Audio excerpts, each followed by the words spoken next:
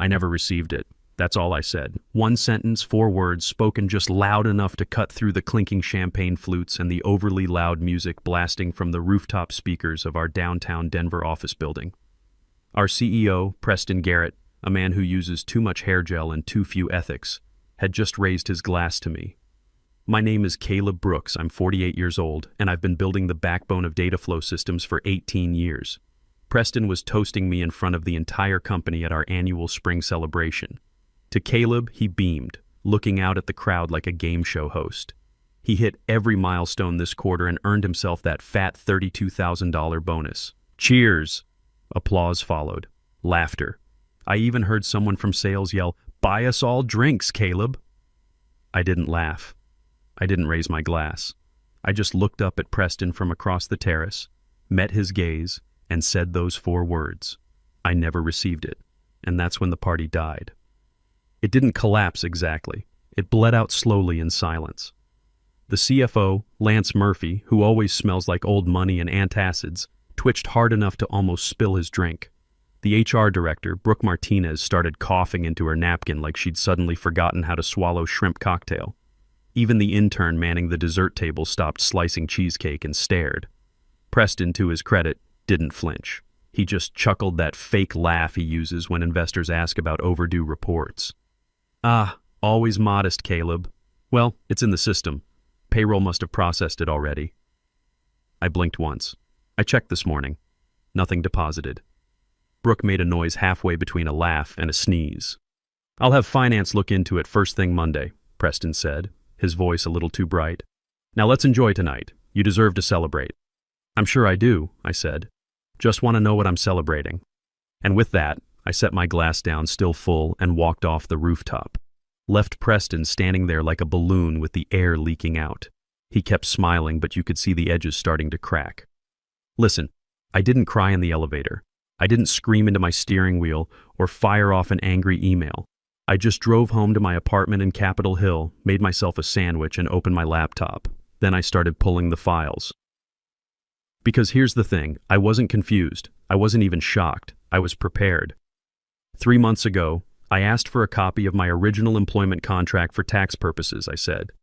Legal sent it over without a second thought. I saved it in a folder titled "In Case They Get Stupid." That folder had 27 other documents in it. Vendor invoices I'd flagged, internal memos I wasn't supposed to see, a PDF from 2 years ago titled "Bonus Allocations, Executive Discretion," a spreadsheet showing budget reallocations that just happened to divert $32,000 from my department to miscellaneous development, approved by Preston himself, and a personal favorite, a screenshot of a Slack message where Lance asked if it was okay to ghost pay Caleb's Q1 bonus to cover Scottsdale travel. Ghost pay. Scottsdale. I could have laughed if I weren't so utterly done.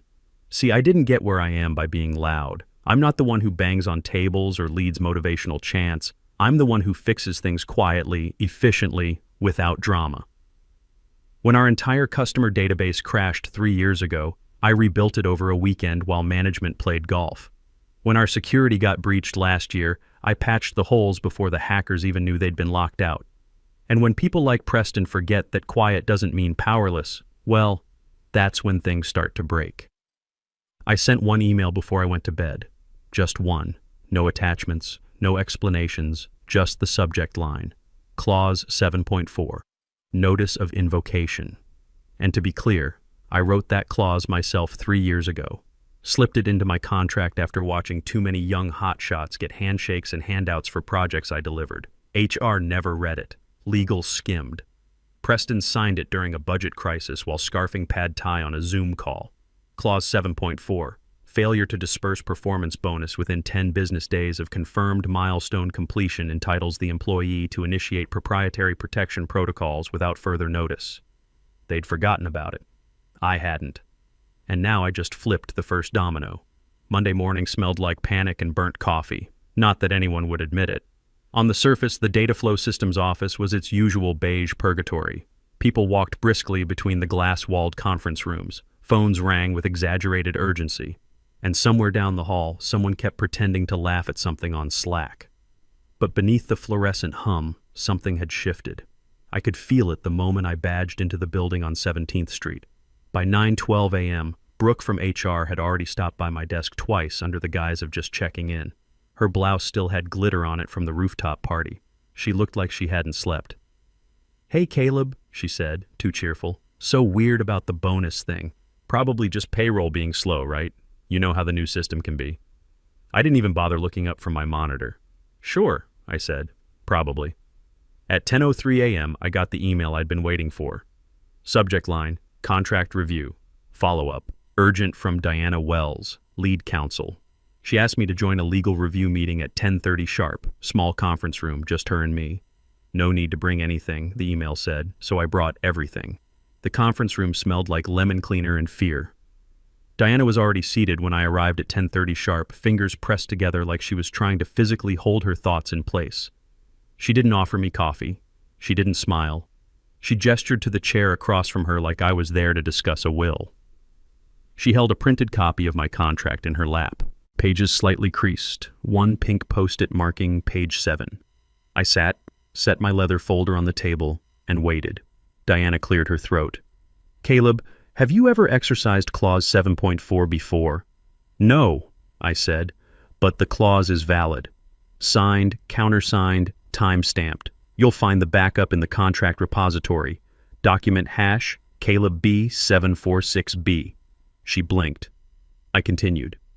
"It was added as a condition of continued employment during the 2020 Q3 restructuring. I wrote it myself, ran it past outside counsel, and sent it to legal for incorporation. Preston approved it over lunch on October 12th. Said it sounded cool and assertive." Diana looked down again, flipping to the marked page. She read the clause aloud slowly, like each word was a warning she'd ignored. Clause 7.4. Failure to disperse performance bonus within 10 business days of confirmed milestone completion entitles the employee to initiate proprietary protection protocols without further notice. Her voice thinned as she got to the end. She looked up at me, pale. "You're saying you invoked this yesterday?" "I am. And those protocols?" She hesitated. "They're not just symbolic, are they?" "They're layered," I said calmly. Encryption keys rotated, access permissions revoked, authentication tokens expired. Think of it as a digital dead man switch. Every system I built over 18 years now requires my personal authorization to function. Her pen slipped slightly from her fingers. "And the documentation?" I nodded toward my folder. "Protected under individual authorship until the bonus is legally fulfilled. Page 10 of the clause addendum. You'll find it notarized." She stared at me for a long moment, no longer trying to hide the tremble in her jaw. Preston said he mentioned the bonus at the party to be gracious. He assumed it had been paid. It hadn't. "Have you spoken to finance?" "I spoke to my bank. I spoke to payroll. I reviewed every deposit since January 1st. I even pulled the ACH batch logs for the entire Q1 period. My bonus isn't there." She stood and walked over to the conference phone, dialed an internal line. "Get Preston in here now." We sat in silence for 3 minutes. I could hear the clock tick, the HVAC hum through the Denver office building, Diana's breathing pick up speed like a runner about to collapse at the finish line. Preston burst in like he was crashing a game show. "What's the emergency?" he said, out of breath and still carrying a protein shake. Diana stood and handed him the contract. "No pleasantries, no preamble. You signed this. You activated this." He flipped pages with that same performative gusto he uses at shareholder meetings. Then he stopped. Read the clause. Blinked. "Wait, this is real?" "Very," I said. "I thought it was like a flex." "A negotiation line. It's a clause," I said, "and it's been triggered." Preston looked up, jaw clenched. "So what? You're locking down our systems over a bonus?" Diana cut him off before I could. "No, he's legally authorized to initiate protective actions on proprietary framework he authored. That includes quite a lot, Preston." "Including operations protocols?" His face drained. "You're telling me," he said slowly, "he could lock us out of the systems he built?" "No," I replied. "You've already lost access. The protocols kicked in at midnight Sunday. 10 business days expired Friday at 5 p.m. The grace period ended at midnight. Preston looked like someone had pulled the floor out from under him. Diana just stared down at the table like it might offer her a way out. "I'll fix it," Preston muttered. "I'll call payroll right now. We'll push it through." That would constitute retroactive coercion, I said evenly. Clause 7.4 defines any bonus payment post-invocation as attempted bribery to reverse a protective protocol. That language is very specific, and it makes any such payment legally inadmissible. He turned to Diana. This can't hold up in court. She didn't answer because she knew it would. Preston spent the rest of that meeting doing what overconfident executives do best, bluffing with the desperation of someone realizing the chips weren't in his stack. First came denial dressed up as concern. Then came delay wrapped in false charm and administrative jargon. I've seen it before. Hell, I'd lived it for the better part of 18 years at Dataflow Systems. But this time, I wasn't the quiet fixer behind the curtain. I was the one holding the rope, and Preston had just stepped into the noose. It's gotta be a payroll glitch, he said, pacing now as if motion might summon credibility. I'll get Lance on it. He's probably already flagged it. Would you like me to forward the screenshots? I asked. Calm, no bite. Just offering facts like a barista offering extra foam. Preston blinked. Screenshots? I opened my folder and slid a single printed sheet across the table. Transaction history from my bank. Highlighted and annotated. Underneath it, stapled neatly, was an internal log from our own accounting software. Payment batch IDs, disbursement dates, amounts, and approval chains. Checked and verified, I said. All bonuses for Q1 performance were issued between March 15th and March 22nd per standard schedule. Mine wasn't included in any batch. Diana leaned in to examine the paperwork. Her mouth formed a tight line. Preston didn't look. He just turned to the door like maybe there was an escape route hiding behind the coat rack. I mean, this doesn't make sense, he muttered. You're telling me the system just skipped you? No, I said. I'm telling you someone overrode the system. Silence. Diana finally spoke. We need to verify these against finance records. Caleb, we appreciate your cooperation. In the meantime, I nodded once. Of course. To keep everything above board, I've submitted a written invocation of Clause 7.4 to HR, time-stamped, delivered via internal and external channels. Copy is attached to that same folder. Preston's eyes widened just slightly at that. He knew what that meant. A verbal warning is one thing. A formal invocation? That's a legal warhead in a tailored suit. I think we're escalating too quickly here, Brooke from HR said later that afternoon when she called me into her office on the 3rd floor. She had the soft, frantic tone of someone trying to tape over a pipe leak with Scotch tape. There's probably just a mistake somewhere. Maybe the approval got stuck in the system. You know how Lance's team is with the new payroll software? I gave her a thin smile. Sure. But for a bonus that size, and considering how it was announced publicly, I figured I'd be proactive. Well, she said, fidgeting with a branded Dataflow Systems stress ball, we'll look into it. Just give us some time. Okay, I've documented everything, I said, and I'd rather not delay corrective action. I assume the company feels the same. She didn't answer, just nodded and gestured vaguely at her screen like she had some form to fill out, as if pretending to work on it would buy time. But here's the part they didn't understand. My calm wasn't compliance, it was calculation. Because while legal stalled, HR bluffed, and Preston paced around like a ferret in a windstorm, I was already 10 steps ahead. My logs were more than financial. I'd built a full internal tracker for every milestone, bonus approval, and resource allocation since I joined Dataflow Systems back in 2006. Not because I didn't trust them, but because I did. Trust them to forget. Trust them to cover for each other. Trust them to reroute funds when they thought no one was watching. Buried in those logs, under a seemingly boring column labeled Authorization Trail, was something I knew they hadn't counted on. A pattern. 3 identical authorizations. 3 redirected payments. Same coded memo tag. BINF. Project realignment. One of them was mine. The other 2? Executives who hadn't even met their Q1 deliverables. Ghost bonuses. I didn't mention it yet. Timing was everything. Let the rot rise to the surface on its own like it always does. That afternoon, I went back to my desk and pulled up the encrypted vault where I kept my audit files on a secure partition. I flagged 3 of them, added a red marker to the one labeled Q1 variance, $10K plus. Then I reopened my private project logs and made a single entry. Delay tactic confirmed, legal not unified, HR stalling, audit escalation 48-hour countdown. Then I did something Preston would never have expected. I made myself a cup of tea, logged out of my email, and went home exactly at 5:01 p.m. Because I didn't need to chase anyone. I'd already set the fuse. All they had to do was keep lying long enough for it to burn down everything around them. By Tuesday morning, the data flow systems office smelled like secrets. Not just the usual stench of overbrewed coffee and reheated salmon from accounting's communal fridge, but something sour, sharper, like nerves left out in the sun too long. No one knew what was happening exactly, but everyone knew something was. Preston stopped strutting. Diana stopped smiling. Lance from finance suddenly found religion and started avoiding elevators with other humans in them. Even Brooke from HR, who usually chirped out "Happy Tuesday" like it was a holy greeting, was glued to her inbox, one AirPod in, nodding furiously at whatever crisis call she was pretending to be in control of. I didn't say much. I didn't need to. While they were scrambling to reconcile discrepancies, I was already deep into what I now considered Phase 2, the quiet audit. For the past 3 years, I'd kept a second system. Not company-sanctioned, not cloud-backed, an encrypted, air-gapped external drive I jokingly referred to as my insurance policy. Not because I was paranoid, but because I was experienced. I'd watched too many colleagues get blamed for budget oversights that weren't theirs.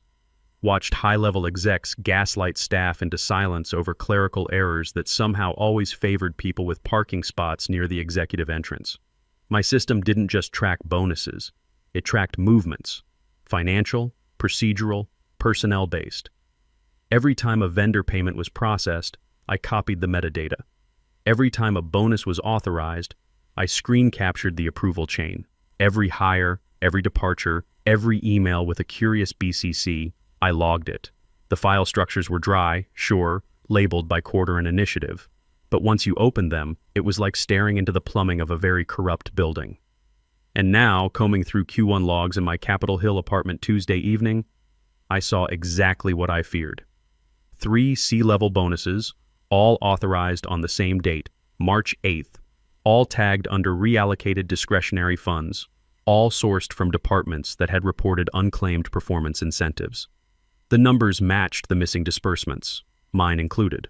One of them, I remembered, had been publicly denied due to underperformance. Lance had announced it himself in the March all-hands meeting.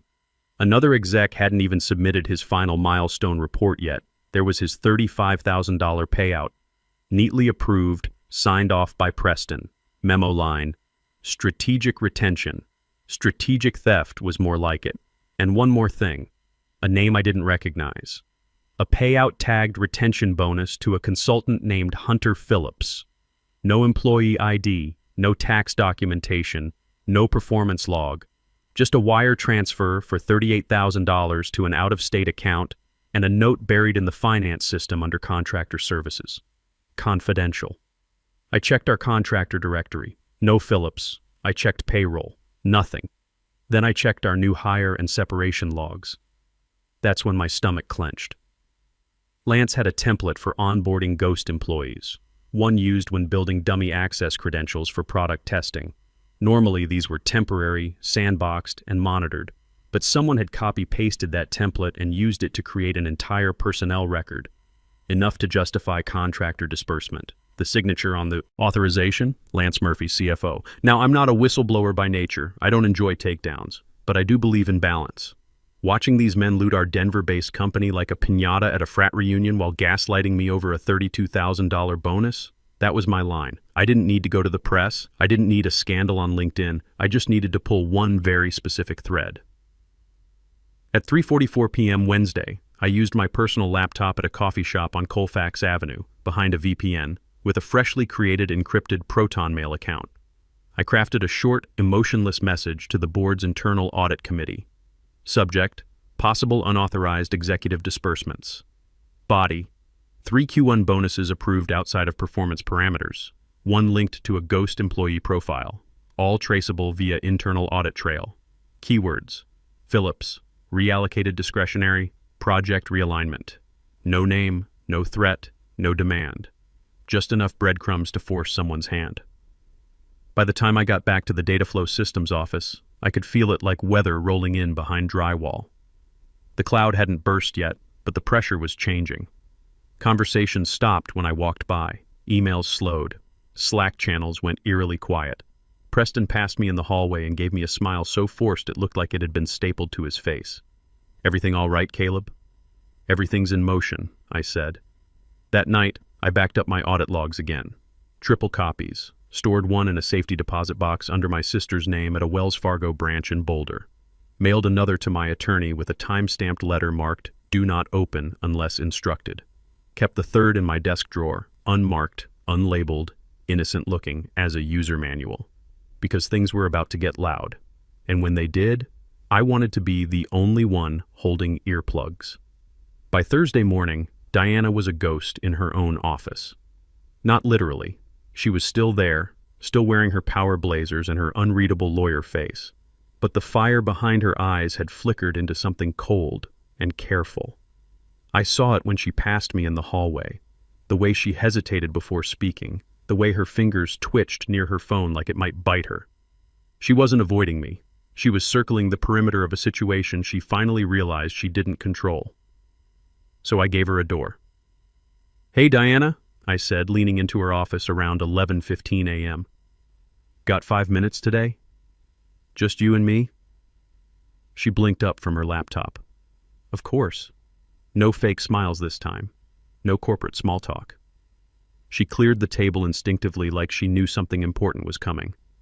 I stepped in, shut the door behind me, and placed a single folder on the polished wood between us. Black, sealed with a sticker that read, "Privileged, internal counsel only." "It stays between us until Monday," I said, "but I think you'll want to read it before then." She stared at the folder like it might hiss. "What's inside?" "A timeline," I said, cross-referenced. Documentation, screenshots, process logs, bonus disbursement approvals, all of it compared line by line against actual payments. Highlighted inconsistencies, authorizations with no backup, memos that don't match deposits. She opened the folder. The first page was a highlighted timeline. Q1 2024 to present.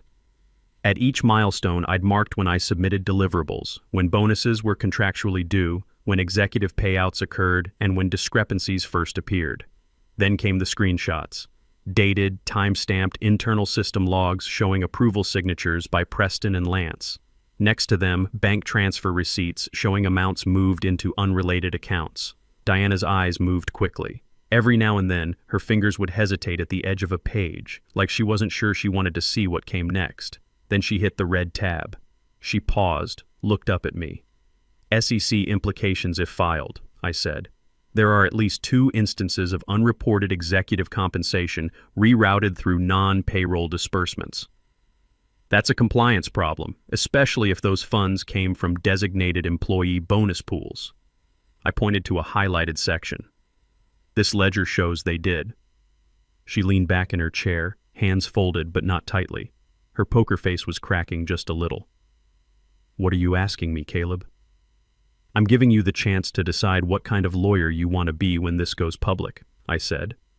"One who tried to clean up the mess before the guests noticed, or one who helped them make it worse." She looked back at the folder. The weight of it sat between us like a loaded weapon. It wasn't thick, only about 20 pages, but it was dense with consequences. "What happens if I give this to the board?" she asked. "You protect the company," I said.